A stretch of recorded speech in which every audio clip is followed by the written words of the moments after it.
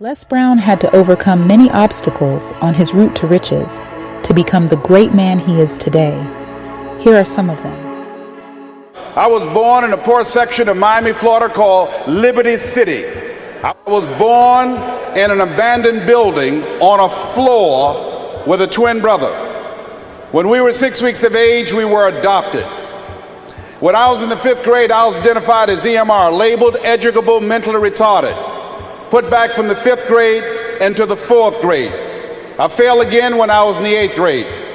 I don't have any college training, but between my mother and a high school teacher that I met by the name of Leroy Washington made a dramatic difference in my life and gave me a larger vision of myself. Being identified and labeled as DT, the dumb twin, it gave me a lot of things to overcome. And one of the things that Dr. Seelman said, that when you are between the ages of 0 and 5, a word is formulated in your heart. That word is yes, or that word is no. So when you're raised in poverty, that vision of yourself, that culture, those circumstances, those conversations, those things that you observe, they begin to create the lenses from which you see the world. And so to overcome that, it's a major, major challenge. One day, something happened to Les. It was a pivotal point that would change his outlook in the world. My mother was working for a very wealthy family. She worked for wealthy families on Miami Beach. And I remember Mrs. Sidursky. She cooked for these families, and we ate the food left over from the families that she cooked for.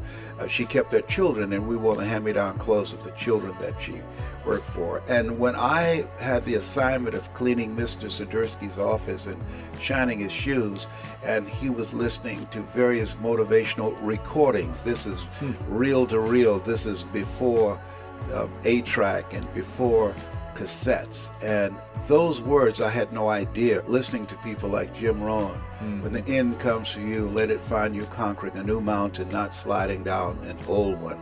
People like Zig Ziglar, if you give enough people what they want, they will give you what you want. Listening to these words, it began to restructure my vision of myself, and I had an interruption when I was in the 11th grade, because I was in special education from the 4th grade all the way to the 11th grade. And I met a gentleman by the name of Mr. Leroy Washington, and I was in his class waiting on another student. He said, "Young man, go to the board and work this problem out for me." And I said, "I can't do that, sir." And he said, "Why not?" I said, "I'm just here to see MacArthur Stevens. I'm not one of your students." He said, "Go to the board and do what I'm going to give you directions anyhow." And I said, "I can't, sir." And the other students started laughing, saying, "He's Leslie. He's got a twin brother, Wesley. Wesley is smart. He's DT." He said, "What's DT?" He's a dumb twin. And I said, "I am, sir." And he came from behind his desk. He looked at me. He said, "Don't you ever say that again. Someone's opinion of you does not have to become your reality." What he did was, how people live their lives is a result of the story they believe about themselves. What you do is interrupt their story. I tell speakers, I train speakers how to discover their story, how to tell their story, and how to transform people individually and collectively. Les interrupted his own story, that he could not be a disc jockey, and replaced it with the courage to secure his dream job. What do you want to do? Well, sir, I'd like to be a disc jockey. Mr. Brown, if you want to be a disc jockey, you got to be hungry. What do you mean by that, sir? You've got to be willing to do the things that others won't do in order to have the things tomorrow others won't have. He said you got to work on yourself, develop your mind. You don't get in life what you want, you get in life what you are. Always strive to get on top in life, because it's the bottom that's overcrowded. You got to be hungry. I said, "Yes, sir, I'm hungry. I want to be a disc jockey, sir." He said, "Is that right?" I said, "Yes, sir." He said, "Start listening to Paul Harvey. Start listening to people who are effective communicators. Be conscious of what you're saying and how you're saying it, because how you express yourself, once you open your mouth, you tell the world who you are. See yourself as a radio disc jockey. Start working to get sponsorship. Start creating the radio format that you want. Start developing your personality." I said, "Wait a minute, sir." I said, "I want to be a disc jockey. I don't have a job yet." And then he quoted Whitney Young. He said, "It's better to be prepared for an opportunity and not have one than to have an opportunity and not be prepared. You got to be hungry." So I started working to develop myself. and developing my communication skills. I expected to have a radio program, so I created my formats. I started learning how to write commercials and do jingles. And then I came to him one day. I said, okay, Mr. Washington. He said, okay, Mr. Brown, remember, you've got to be hungry. You don't have a college degree. You have no journalism. You have no broadcasting. This is a very crowded field. It's very, very competitive, Mr. Brown. You're going to face no and rejection every day. But if you're hungry enough, the world will make a place for you. So I went to apply for a job on Miami Beach to Milton Butterball Smith, the program director. Hello, Mr. Butterball. How are you, sir? My name is Les Brown, sir. I like to be a disc jockey. You have any journalism in your background? No, sir. You have any kind of broadcasting experience?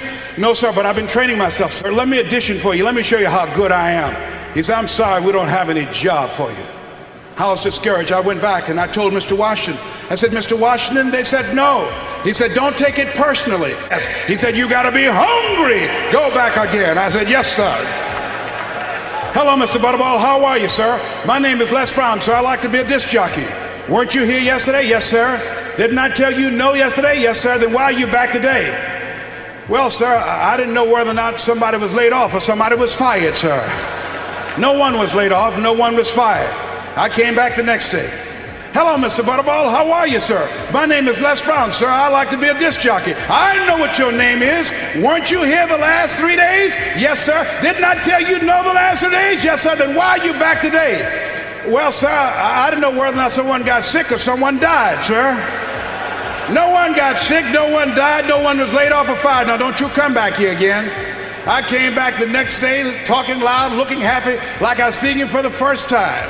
Hello, Mr. Butterball, how are you? He looked at me with rage. He says, go get me some coffee. I said, yes, sir. Sometimes you have to stoop before you conquer. You got to sacrifice before you reign. So I became the errand boy for the disc jockeys. I'll go get their lunch and their dinner, and I'd stand in the control room, and I would not leave until they would ask me to. Then pretty soon, they trusted me to pick up entertainers that came to town. Entertainers like Dinah Ross, and the Supremes, and the Four Tops, and Gladys Knight. I used to drive them all over Miami Beach in the disc jockeys' big, long Cadillacs. I didn't have any driver's license, but I was driving like I had some. And one day, I was at the radio station, and a disc jockey by the name of Rockin' Roger was drinking while he was on the air. He was slurring his words. It was obvious he was so inebriated he couldn't complete his show. And there I was looking at him through the control room window, walking back and forth, young, ready, and hungry. I was saying, drink, rock, drink. Drink, rock. I'd have gone to get him some more if he'd asked me to. Then pretty soon the phone rang. It was the general manager, and I answered the phone. I said, hello? He said, young boy, this is Mr. Klein. I said, I know. He said, Rock can't finish his program. I said, I know. He said, would you call one of the other DJs in? I said, yes, sir. I hung the phone up. I said, now he must think I'm crazy. I called my mama and my girlfriend Cassandra. I said, y'all come out on the front porch and turn up the radio. I'm about to come on air. I waited for about 20 minutes and I called him back. I said, Mr. Klein, I can't find nobody. He said, young boy, do you know how to work the controls? I said, yes, sir. He said, go in there and segue the records and don't say nothing here. I said, yes, sir. I couldn't wait to get behind that turntable. I put on a fast record. I said, look out, this is me, LB, Triple P, Les Brown, your platter playing papa. There were none before me, and there will be none after me. Therefore, that makes me the one and only. Young and single, love Domingo, certified, bona fide, indubitably qualified to bring you satisfaction and a whole lot of action. Look out, baby, I'm your love man. I was hungry. Les honed his skills with laser focus, but it was not easy. He had to do what many would not to reach the highest pinnacle of success. When I decided to become involved in the motivational industry, I didn't have the money of a Dr. Norman Vincent Peale, of Zig Ziglar, of Tony Robbins, and all the other giants out there. I had the gift of gab. So what I did was I trained myself, I disciplined myself to read 3 to 4 books a week. First I started out a month. Now I've increased it with a reading system that I have. Mr. Washington said, Mr. Brown, yes, sir. Do you want to make it? Yes, sir. First, you've got to develop your mind, young man, because you don't get in life what you want, you get in life what you are. Next, you've got to develop your communication skills. Once you open your mouth, you tell the world who you are. Here's the other thing. You got to become a risk taker. If you're not willing to risk, you can't grow. And if you can't grow, you can't become your best.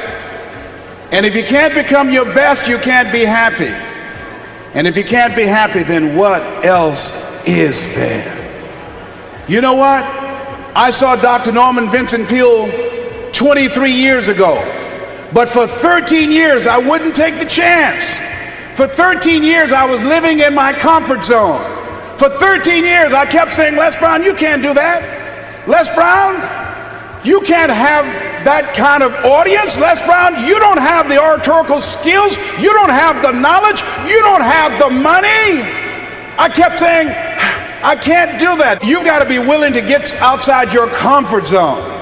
And no one could have told me that the willingness to get outside of my comfort zone, the willingness to fail, the willingness to try, to experiment, the willingness to take some chances, the willingness to do something I'd never done, that in the last 12 years, for 13 years I didn't do it. I convinced myself I couldn't do it. Then the last 12 years I've earned in excess of $14 million.